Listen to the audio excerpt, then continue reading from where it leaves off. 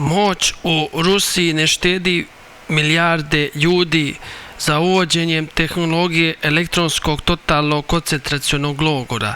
Taj Putin, taj Lukašenko, taj Zelenski, sve su poslušne lutke Antihrista, kakva god da uzimaju politička i druga gledišta, ali u ovom satanskom pitanju oni deluju apsolutno isto i slično. Ko ima razloga i razuma neka razume. Vozovi u moskovskom metrou bit će opremljeni sistemom prepoznavanja lica. Do kraja godine planiraju otpremiti četvrtinu flote, a svaki prevoz će imati 8 kamera. To će koštati 1,5 milijardu rubalja.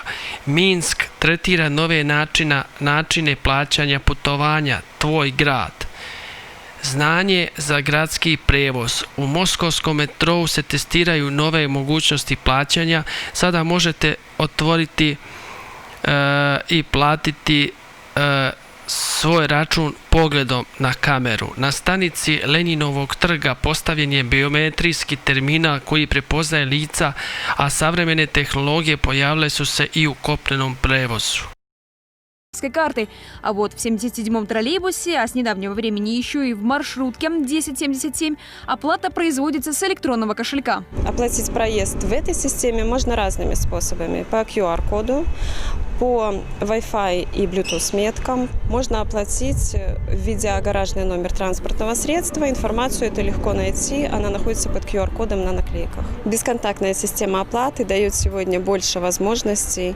Она освобождает в какой-то степени и водителя во время движения от обелечивания пассажиров. Ну и, конечно, это современная система. Уже в сентябре обе системы заработают во всем наземном транспорте. В метро же удобство бесконтактной оплаты пассажиры оценили еще 2 года назад.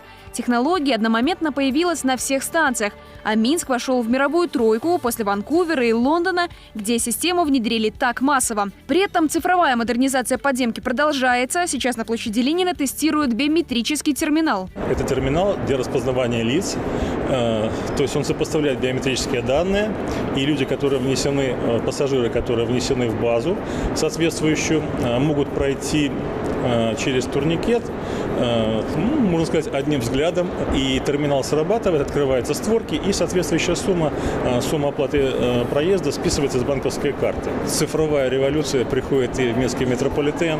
Вы заметили, что можно получить доступ по технологии Wi-Fi на многих станциях. Также довольно устойчиво работает связь в метрополитене. Wi-Fi наиболее востребован в тех местах, где больше скопления людей. Соответственно, мы идем по этому принципу. Скорость как таковая у нас сегодня выше, чем у многих дома, потому что мы принципиально считаем, что доступ в интернет должен быть достаточно свободным и быстрым.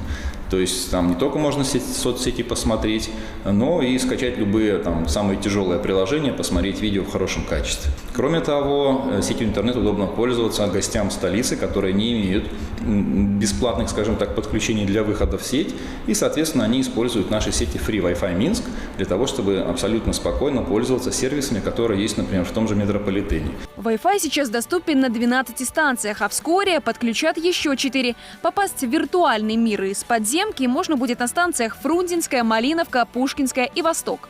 Елена Витко, Григорий Криштофович и Антон Червяков о мобильных технологиях в транспорте твоего города.